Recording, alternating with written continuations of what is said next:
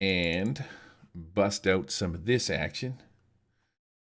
Oh, see, right out of the gate, I messed that up, man, because this is supposed to be doing this and this. So when we do this,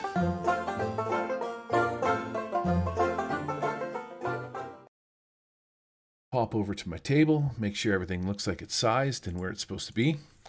Turn off some of that action so there's no reverberation. Hopefully everything's coming through normally. There was an update to OBS 25.0.01 something or other.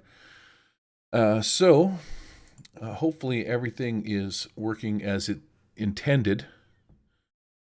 I do not want to unmute. It looks like I'm streaming and everything is up and normal. Man, stiff times, folks. Stiff times.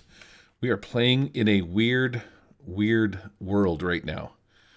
Thanks to all of the people that have signed up, subscribed to my channel over the last, I want to say like 2-3 days. I've got 30 some odd people just signed up. So I thought I'd throw this video out here because obviously some peeps are looking to see what it is you can do. What kind of things are out there for playing games online now that we've got to sort of self-isolate. So this channel, if you're here, obviously you're looking at Tabletop Simulator to see how you can play it, how you can do things with it and stuff like that.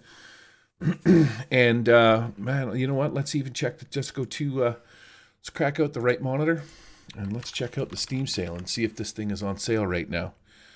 Steam sale, Tabletop Simulator. Let's go check and see, because you never know. This might be on sale right now. Here's the Steam app. Nope, it looks like it's full price. So you're going to buy Tabletop Simulator for $15-16 US. If you can hold off and wait, you can get this thing usually on sale so many times for about $10 or something like that. But I see that it's not on sale right now. So let's head back to my GIMP window. And here we are inside a Tabletop Simulator. You got classic games like chess, RPG games, Chinese checkers, all sorts of stuff going on here. There is a poker table. There's dice, dominoes, all sorts of different things that you could play. Do note that Tabletop Simulator was never actually invented or created, I should say, for role-playing games. It was created to play card games and board games in a 3D environment for whatever reason. At least that's what I hear. There's a workshop where you can buy, or not buy, but just find all sorts of stuff.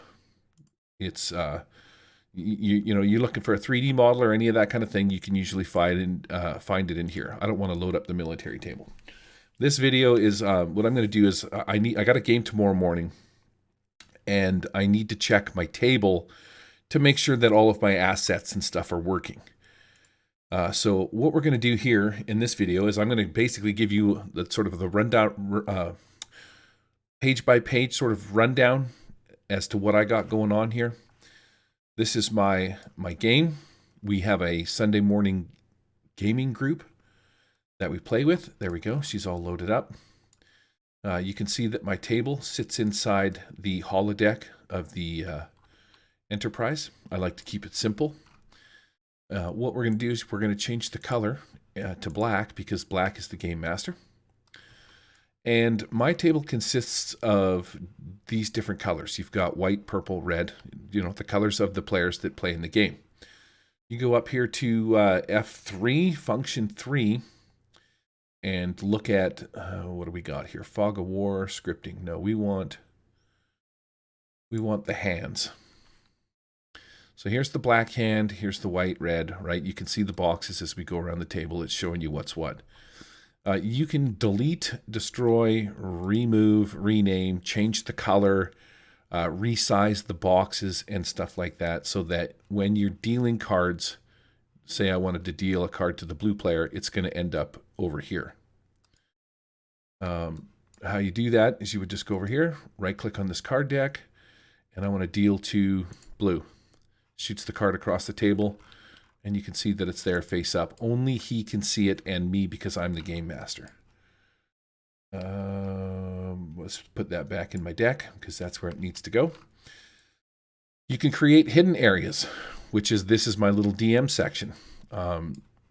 In here I have things like, you know, just little bits of information that I need to play my games. These tokens, I should say, for example, let's put this guy over here. I like to use this program called Laydown. What it does is the last thing that I've touched, it knocks it over.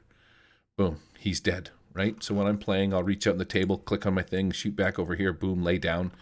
They're gone. I got a little ICRPG style character sheet that I created. Different states. So, if I'm looking up a ghoul like I got over there, I don't know why I automatically went to that one. What is the first one? Animated armor. So I create these little things, and they're just basically little monster manuals that I can check out. They sit right there. This here is lightsaber. I want to fade to black when the game's over, kind of a thing. Boosh, that's kind of how that goes. I want to set the tone, morning, noon, or night. You can change that, and then there's just a normal feature. If I need to lock the table down because one of my players is being a clown and touching everything, I can just do that, and then nobody will be able to pick anything up. But these colored squares that I have here are for players, and there's stuff on the player sheet. These are scripted as well, so that nobody can touch anything. If you're not yellow, you can't touch anything that's on yellow. So like you wouldn't be able to pick up this hero token here. I can do it because I'm black. But nobody can come along when I'm not looking and grab this dragon orb if they're any other color than yellow. These things are called Games Workshop. Let's go to Workshop, and they're called...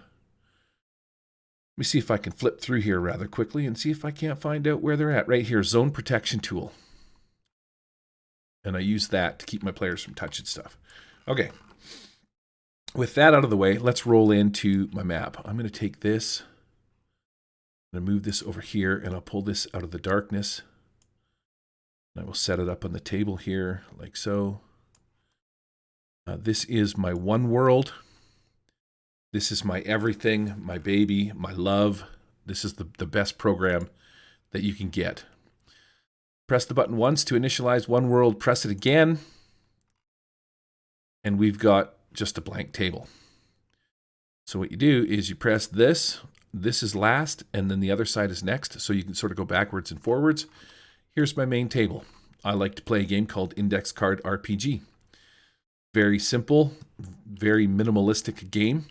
It's got a lot of neat and interesting things that you can do, and it's a lot of fun. But you will see on this table that I have these little X's right here and here. There might be a third one around here somewhere. There it is there. So if I click on this little link, it says ICRPG Character Creation. Double click and it makes this red, and this build button pops up. So this map here is now the map that's on the table. Right? Zoopity doop. You got a cool bunch of different characters. That's why I chose it. You got the sexy mage. You got the Western sort of style gunslinger with his little imp buddies, big monsters, Goliaths, golems, whatever. It's very generic. But it's a cool piece of fan art. And then what I'm going to do is I'm going to hit the build button. And if everything goes well,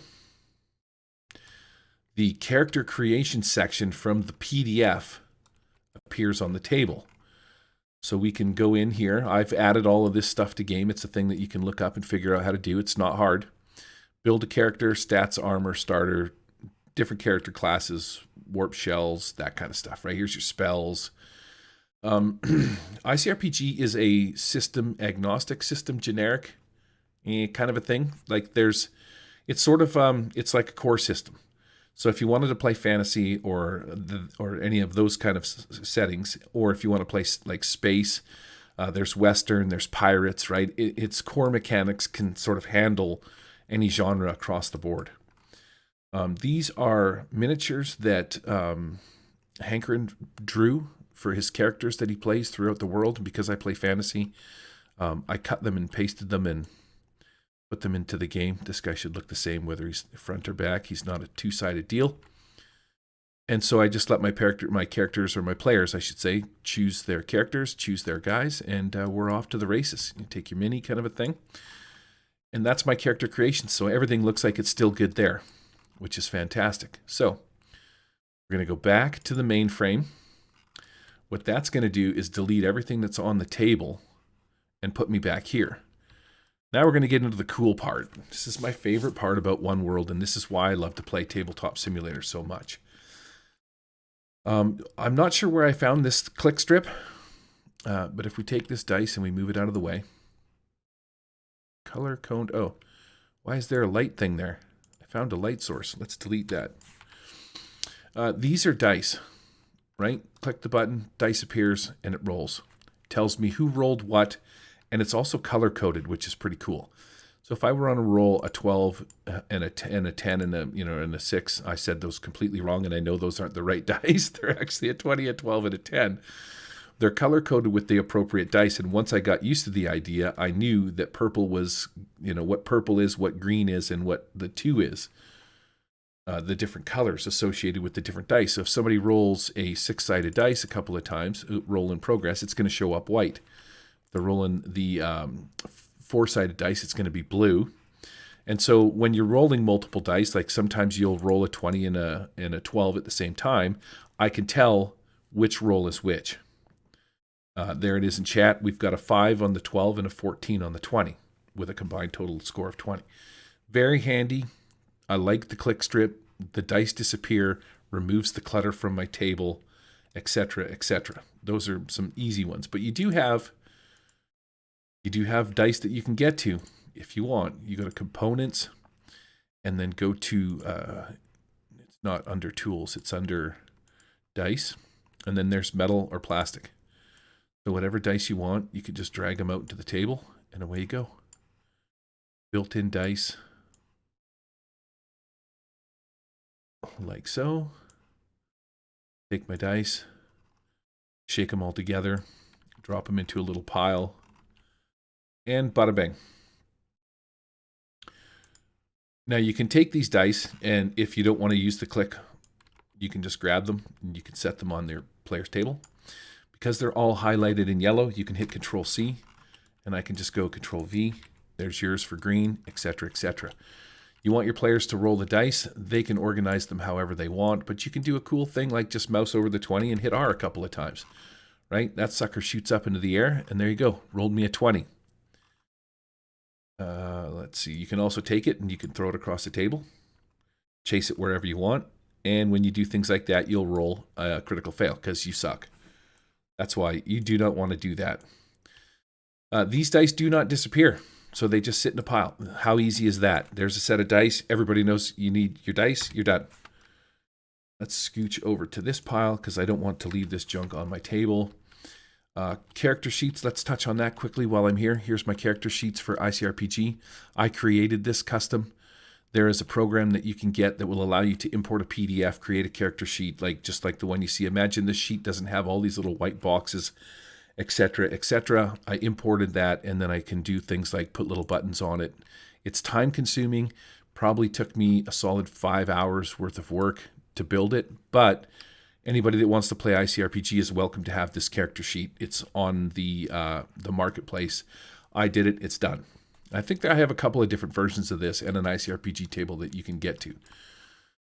So, you got your dice, you got your character sheet. This game handles cards if you want to play Savage Worlds. It handles cards really well. And it'll do things like play sound effects if you want. So if we want to listen to the gentle waves, hopefully this is coming through because there is waves being played right now. B1, B2, let's turn this on. You should hear some waves. Howling wind, right? You can get sort of sound effects and stuff. And then we'll just turn it off. There's little sound cubes and sound things that you can do. Nothing too fancy, nothing too cool. Run them outside of the game using Sirenscape or something along those lines. So far, so good. All my stuff seems to be up and running. I got a bunch of little creatures down here that I have. I've actually even macroed some of my minis. But let's delve into the world that I'm playing in. Zoom in here. Hopefully nobody gets freaking has seizures watching me zoom around my table here. This is the world of Alfheim. If you buy ICRPG through DriveThruRPG, you'll have access to this map. You can see that I have these links on the map, right? This is top down. Oh, I should actually spin it the other way so that you can see. It was upside down there. But this is a very tiny little fragmented map that you can use. And then what I've done is I play in a world up here called New Haven. So that's what this link is. I've also built a little sub game that I was playing with some friends over in here. And then this will take me probably back to the mainframe. Let's go to this map. Here it is on the table. You can zoom in with great detail and see all of the different places, which is why this is a freaking amazing map by Brandish Gilhelm, Runehammer Games. And right now, our game is currently taking place in this little area here called New Haven, right there on the map. We're a little port town between Gilhelm and Thussum. There's some places up to the top here with the North Colossus that we haven't touched. And we have been down here to this little place. I can't remember what this is called, what kind of Coliseum this was inside the game and whatnot. But this map is just littered with cool stuff for your players to go do. It's cool little things like, check this out over here. You've got, where are we at? We're in Cath. I think I need to zoom out. I went too far. Somewhere in here is the West Colossus. Look at this big-ass, creepy-looking monster laying there. Climb in between his legs, shoot up through his rib cage. That sounded a little weird, but maybe don't do that. This place, Newell, is built over these caverns and stuff. You can have anything happen in there. So this is the main Alfheim map that you can get if you buy ICRPG. But what I've done is I've zoomed into the little town of New Haven. I found this map. Somebody had already built it, and I just imported it into my game. See all these little links that I have on my table here? These all go to like little adventures and stuff that I've run. So you zoom out, you see the map is the map, right? We hit the build button, recalling zone objects while it's doing this. Take a little drink of my Diet Orange Pop, because I'm fat, and I do enjoy the diet stuff. And we are into the town of New Haven. New Haven is a coastal town. And in my story, this is Adventurers League Season 1. So you have a little port here, dock workers. This town was built in order to secure or build this lighthouse. This town popped up because Gilhelm wanted to build a lighthouse. And so they built this lighthouse on this island. It's owned by some nobles. And this town just popped up as a place where people would come and live while they were building this lighthouse as an early warning system for Gilhelm. It's my own story. I'm creating it, etc., etc. So you've got a couple of different places in here that I started naming. Hearts, Herbs, and Eggs with Luciana Hearts. She's a naturopath, kind of druidic lady that lives here. We put in Cockburn's Grocery because it came up in the story last week. And what is this guy? Tad Ass Slap. Don't ask. This is the problem. This is why you can't have nice things, because your players touch them. My party pissed him off. You'll notice that Tad Ass Slap also says does not like the party. Here we have Lauren Latte, which is the library owned by a guy, Theo. As a game master, I can see that it says Theo on the building. And these are private notes that you can put in here. Lord Sage of New Haven. He's the guy that is in control of the library and a lot of the lore and stuff like that. We've got, who's this guy? This guy is Relo Leadstopper. So he's got the little tinker shop. Here's Jack Blacksmith, the Ruby Arrow. This is just some unnamed peasant guy. Up here on the tops, we have the Walmsleys, Lady Eliza, and Sir Harold. I put these guys up here as a bit of comic relief. When my players come into town, I call them names and spit on them from above and stuff with these rich noble folks. And then down here we have the City Watch. Here's Knight Alid Burl. If any of you have played Season 1, you'll recognize her name. And Kron Bolver is the guy that was sitting at the table. And then we've got some dudes up in the Hangman's Noose as part of our adventure. Back in the corner here, I have this little All Questions Answered with a lady that is named Delacrae Gentleblossom. And she will answer questions if my players get stuck for money, which I think was something they have yet to do.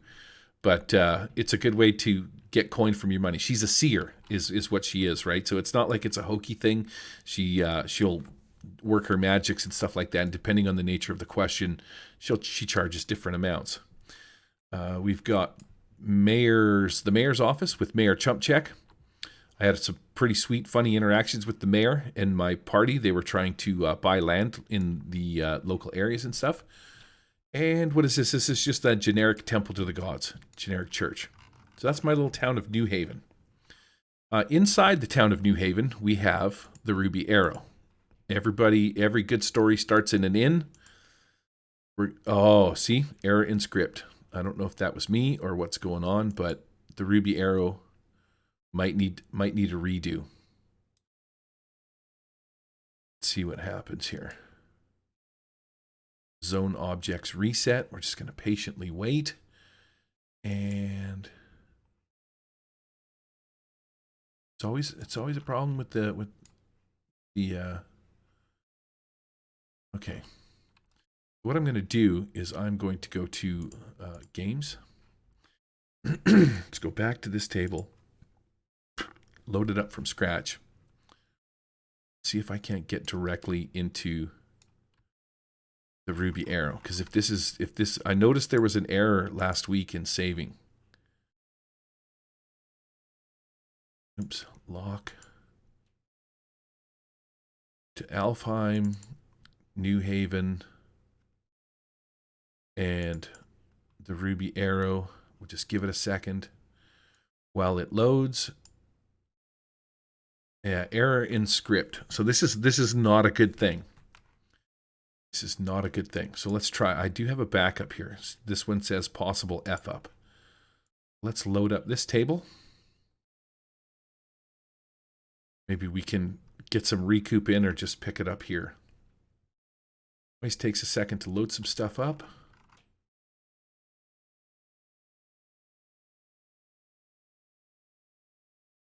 Let's go to mainframe, New Haven. Give it a second to load. From New Haven, we're going to go to the Ruby Arrow, and from the Ruby Arrow, let's hit the build button.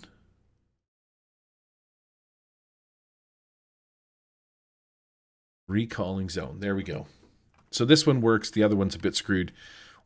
Usually I make multiple copies. Anytime you got to save stuff and do things, and if I forget to do it, or if I just clear the table, sometimes you can get script errors. This is the Ruby Arrow. So here we have our tavern. We've got Thazit moving around here with his little blue light sword. He's one of my players. There's Mayor McGreedy. Should actually be Mayor Chumpcheck. That's his name. But yeah, okay, cool. So this one works. So we're good there. Well, I just got to remember to load this game. So if I want to go back out, I just click last, and that puts me in New Haven. So I can go in and out of the inn. But I do have Forest Encounter 1. Let's check this out. So this will be an easy sort of anything that happens on the road in or out of town. You can use this map for. I have 2 of these built into my games. This is one of them. Any kind of wolf attacks, any of that kind of stuff, right? There's nothing on this. I will make it happen by dropping my minis onto the map. And this can happen whether they're coming or going. I got little spider webs back there. And that's all I use that for. We've got... nope, we want to go back to last.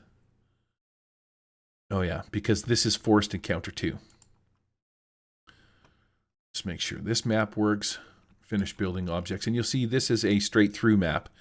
So now I actually have to fart around with this a little bit because I need to remove this from the tree trunk. Apparently I can't speak. Move this out of the way. Magic portal needs to go back to F8 and move the tree back to where I need it to be. The magic portal was for a Christmas special that I ran. You can see the magic portal correlates with this, but first what I want to do is I need to pack this map. Once I pack it, it takes everything off the table, and that's how the code can get messed up. Sometimes it's probably packed 100 objects in there. But if we go back and hit build, recalling the zone objects, we're good to go. Just like that, my forest road is back up. So I did a little winter adventure. Snowy forest path. Let's build this guy and see what we got here. There we go. So on this map, we had these little blue, sort of little snow kobolds that were chasing somebody down in this cart. This big sort of ogre troll looking guy has chopped up a couple of horses. And somebody was hiding in the forest calling for help. And this is like some crazy old traveler guy that's got a bunch of like jingle balls on him and stuff. Yeah, if you haven't figured it out, it was Santa and he was requesting the player's help. So we did a whole little adventure where we came in here, killed these guys, went to the ice fields, which you can see is the next map over, the way that I've got it linked through. The shaders and stuff that pop up in yellow don't really matter. They really don't do much. Here is Krampus, is this guy up on top. And this is why the portal is linked through. So this guy was messing around with the portal magic. And we've got a little candy cane house here with some dead folks. And there's little presents around the map scattered around here for little Christmas gifts. My players had to show up on the map and stop these cultists from whacking or taking out these little totems and stuff like that they were sort of erecting. These totems are allowing them to summon Krampus, who's going to obviously come and ruin Christmas. So my players needed to kill the cultists and take out these little totems. That was the whole adventure. So I had them running around this map and stuff like that, blasting these guys up with a big battle scene. But if they did happen to get to these little presents, they would find gifts in them, little magic items and stuff like that I bestowed upon them. That was my Christmas map. So that was that adventure. So if I go back to the snowy fields, this puts me back through to my forest encounter map. You can start to see how my world is coming together. This map here takes me to an island because this was one of the adventures that they had to go to. And on this island, I had 2 players die during this session. There is a little village here. There's some ghost pirates and whatnot that showed up. So this map looks like it's working, which is good. Everything's still good to go on that one. And from there, we go to the hidden cave, which is a section on this island. Here's my little hidden cave. So they come to this little hidden cave area. They walk in and they see this sacrificial altar with some gold bars and some, knives and sacramental daggers, little piles of books in the corner and stuff like that, and weird pictures drawn on the wall. I hand drew those. You can see how awesome my art is. And as they're here doing inspections and searching and investigations, I should say, all that kind of stuff, they learn some clues and figure some things out, and that was the whole premise of this map. But they've disturbed the altar because, who doesn't want to take the gold bars with them? Doing that breaks the pact and got them into some kind of trouble. This takes them back to the island, that little link, and then from there, we have the adventure part called the Battle of Audacity.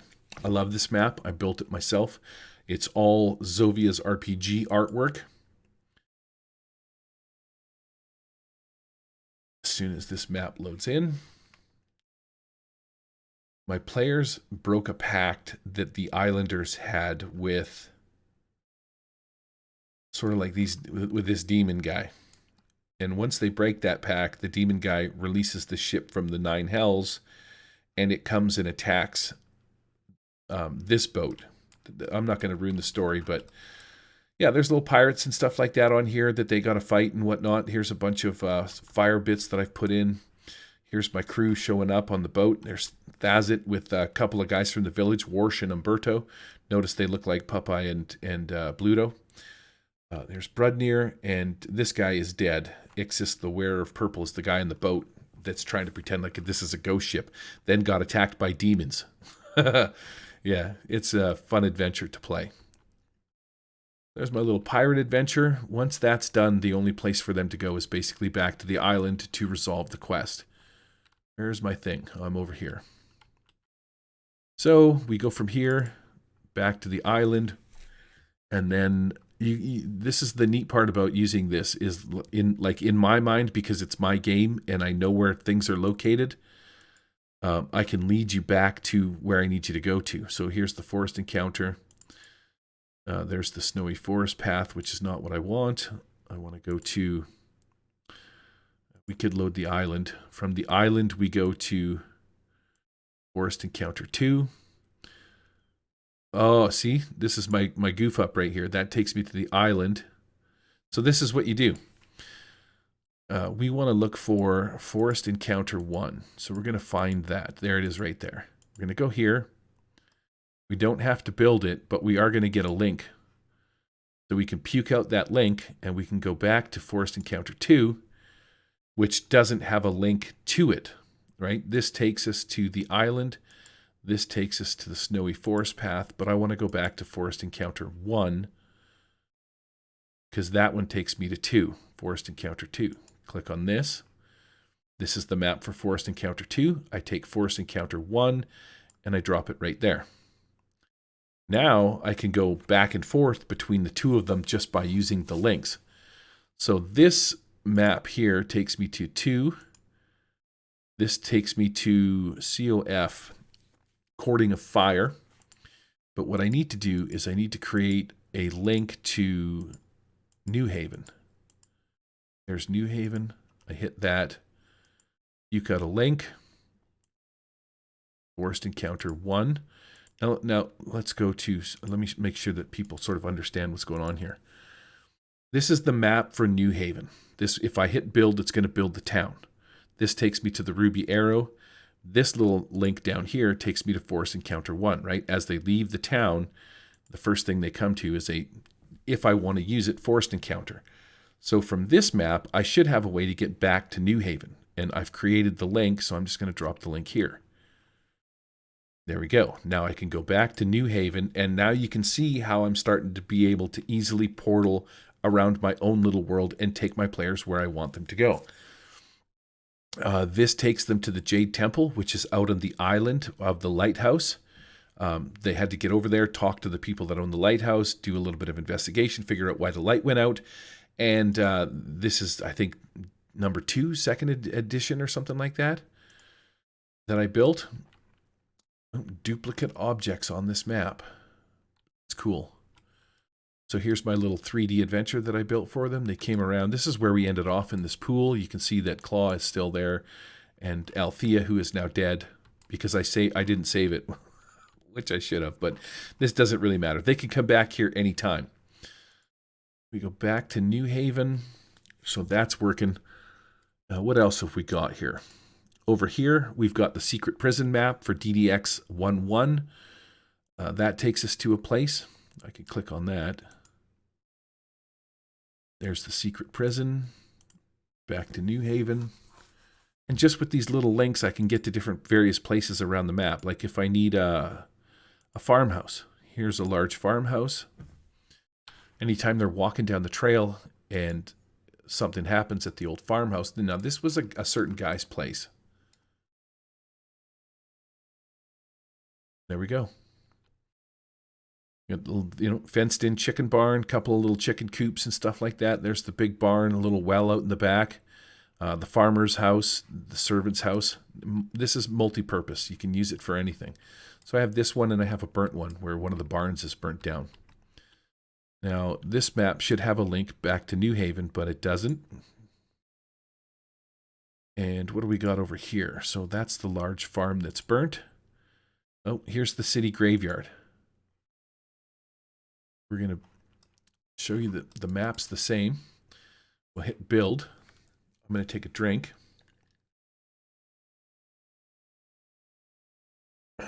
So this will take them to New Haven's graveyard. From there, you'll find these 3 players, Doomguide, Brother Cleef, and Casite. They don't need to be over there. They need to be over here. So I'm just going to drop them there. But I've run a few adventures in the graveyard. They've had to go into this crypt and discover some stuff that's down underneath there. I think I've sent them under the crypt 2 or 3 times to investigate various stuff. The reason that the 3 of them were over here is because this is the burial site that I put in for my players. So this is Arcana Eriseptus, and this is Althea. So I buried them in the graveyard because they died in the adventure with the pirate on the island. So now I got a little space for them in the cemetery here. So we're going to pack this map. And then once it's finished packing, you always sort of got to pause a little bit just to let it do its thing. Okay, it's complete. Here we go. We're going to go into the catacombs underneath the graveyard. That's why this map doesn't need to be in New Haven City, because they need to go to the graveyard to get to the crypts. So I just put the link for it there. Let's build this map and see where this takes us, or how much of it is actually exposed. Okay, so this is a complete map.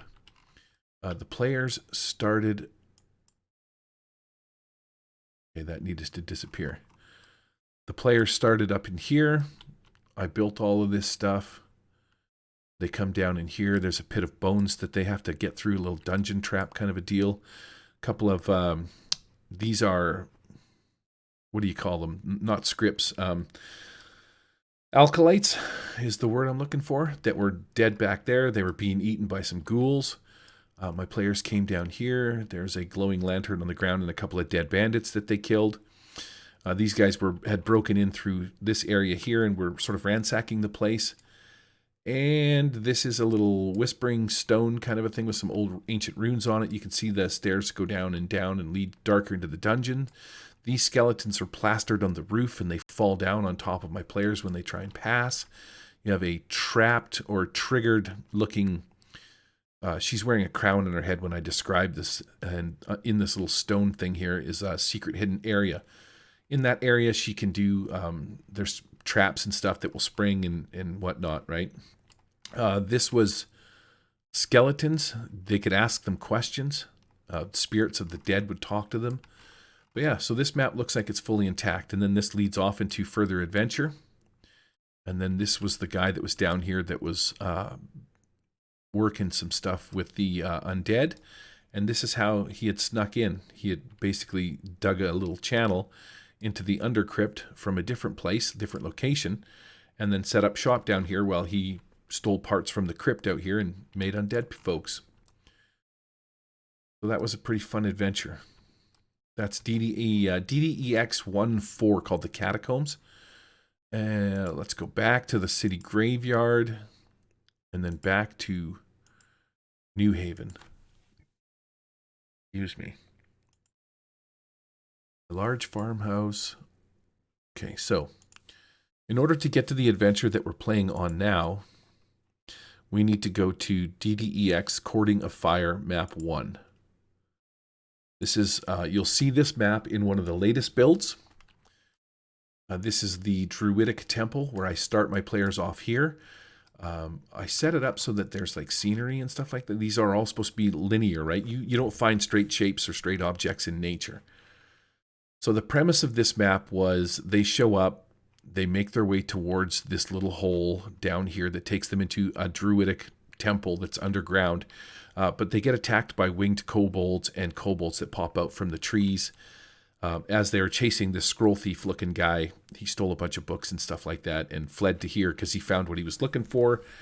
And from here, we are going to go into the next map, which is part 2.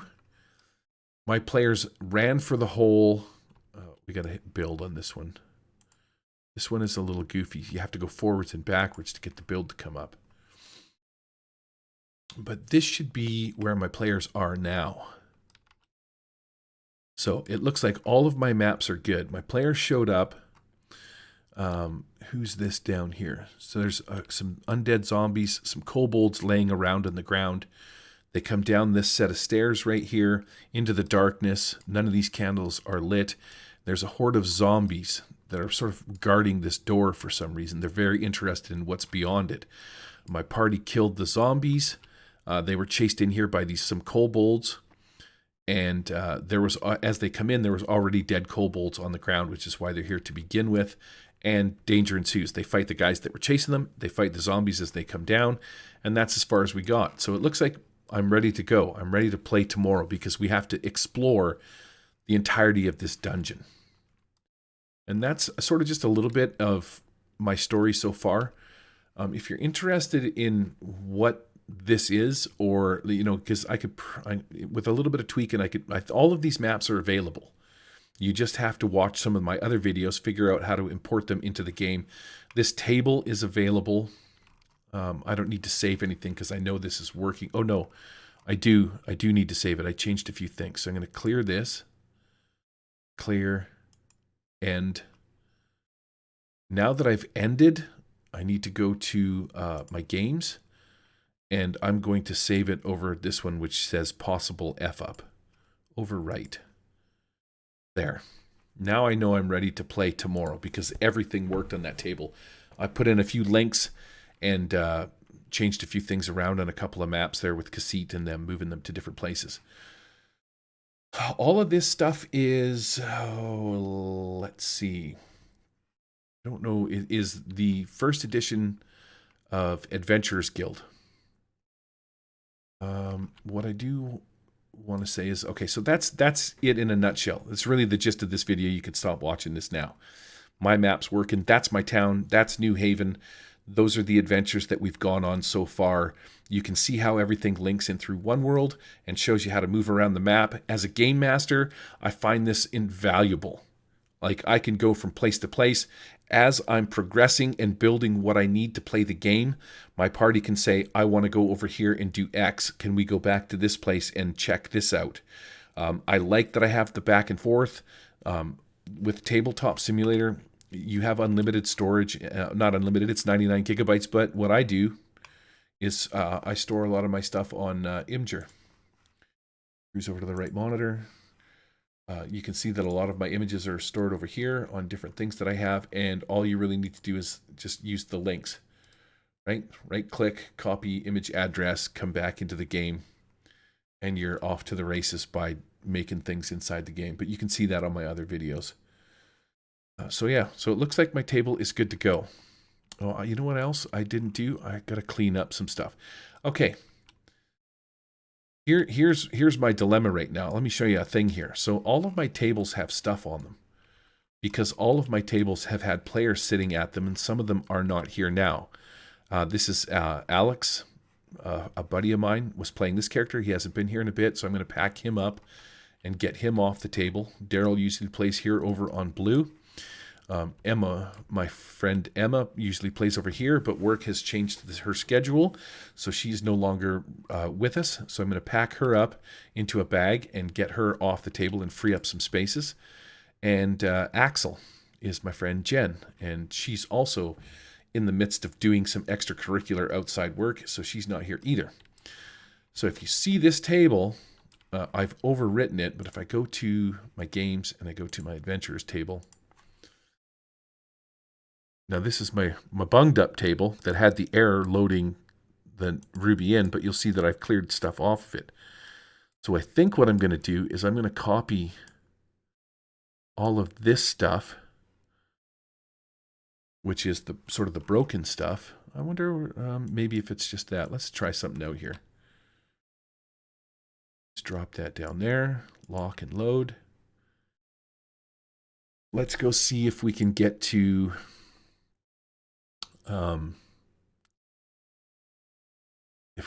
the Druidic Temple. All right, so Alfheim, New Haven. From the city of New Haven, we got to go out to Forest Encounter 1. Notice the link is not here because I'm in a different save. That takes us to the Courting of Fire map. Let's see what happens when I hit build on this one. Yeah, same deal. The map looks the same. Nothing's changed there. Okay, so if we go to the Courting of Fire map and then we go back and back, let's build this. See what's going on here. Yeah, here we go. See, this is where they were playing last time. Now all I've taken the kobolds off the map and stuff like that, but here we have Darren, Claw, and Thazit. Claw won't be with us tomorrow because he's got to work. Some things are changing. And yeah, so this was the map that we played on. All right, cool. So that still works. So I could use either one. My cleaned up table, I might be able to fix the ruby arrow by deleting it and reinserting it from a save. We'll have to see how that works. That's Tabletop Simulator in a nutshell. Now this is complicated Tabletop Simulator. I'm not a pro by any means. All of this stuff I just learned by doing. I don't know how to code stuff, but I figured out that creating the character sheets is not about knowing code. It's about understanding what each of these does and what type of a box or what type of a link it's going to put down. And it's positioning it on so it's coordinates. So I had to learn coordinates up and down, left and right, and put a box here, put a plus or minus thing here. And that's it. It's not hard. It didn't take me that much to do. Time consuming, but I figured it out. Where else am I going with this? Games. If you look on the workshop and you go to, because these work, ICRPG custom game table is on the workshop. Let me load this up. You do not have to play ICRPG if you do not want to. If you take the time to learn the system, you'll see that this is my table. I do have a different background. This is like a little bit of a fantasy deal. But if you like my table and what I'm doing, this table is available for you. I didn't put any of the hidden stuff on here. This is area templates. What is this? Bag of conditions. There's a few missing pieces and stuff like that, but it all works the same. You can copy this table, or you go to games and you go save and load and save the table. Once you save the table, you just load it. It becomes yours to do whatever you want with. You can change stuff, move things, get rid of stuff. All different kinds of things that you can do. But this does have my dice roller on it that you'll see, and it does have a lot of cool maps on it.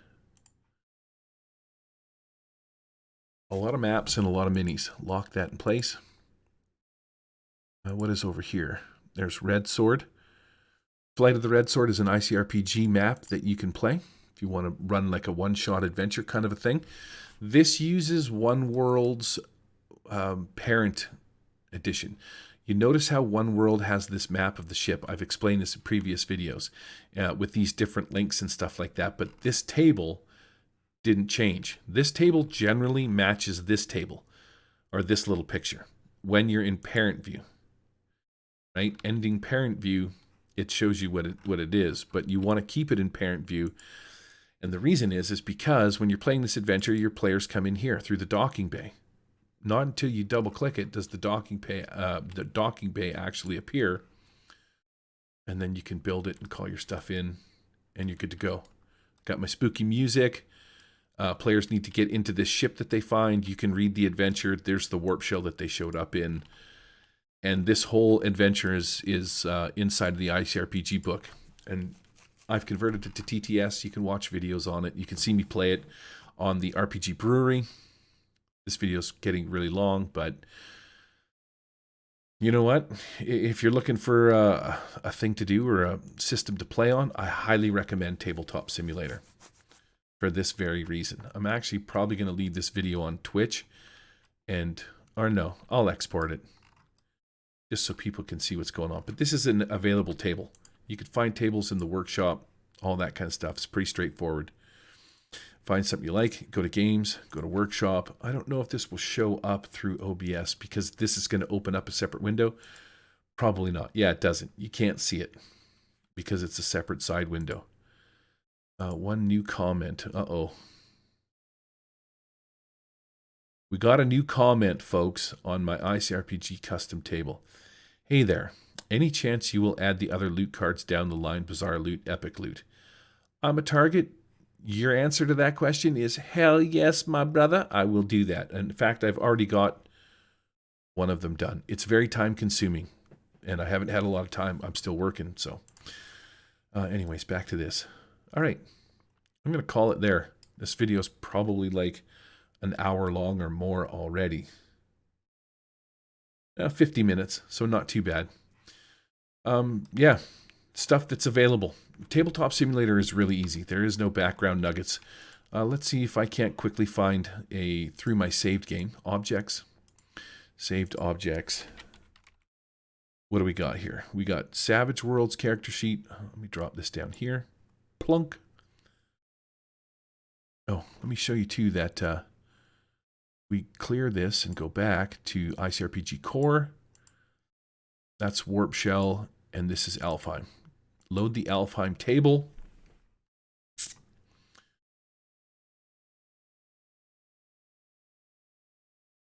There we go. Finish building. Here's all the characters. You can have all of these things for free because you're allowed to. All you got to do is copy and save this bag. There's 50 Alfheim heroes and 50 Alfheim monsters. You can use these guys in your games. And where is my core? ICRPG core build. Here we go. Just give it a second once it loads its stuff. Here's my ICRPG core table. So here's the dice. Here's cards for ICRPG if you want them.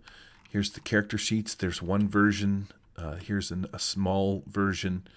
And then the one that I use is this third version. Little combat trackers or counters and stuff like that. Core characters. Here's the timers. I don't actually use these anymore. I use this bigger version, which is right here. That should be on this table, but it's right there. So yeah, I use that stuff. There's a big red dice. You can, all of this stuff is available. You just come and take this table, copy it, and start playing on this one if you wanted to. If you're into Savage Worlds, here's a Savage Worlds character sheet that somebody made. This works with Suede as well. You got your wounds, you're incapacitated, all that kind of goodness. You put your skills in, your powers, your weapons, all of that. So there is a Savage Worlds character sheet that you can get at. I don't have any D&D character sheets, but if you wanted to find, I should do a thing on character sheets and see what I can find. All right, screw it. Let's call this done. It's all yours, all for the taking. So much good stuff. All right, everybody. Peace out.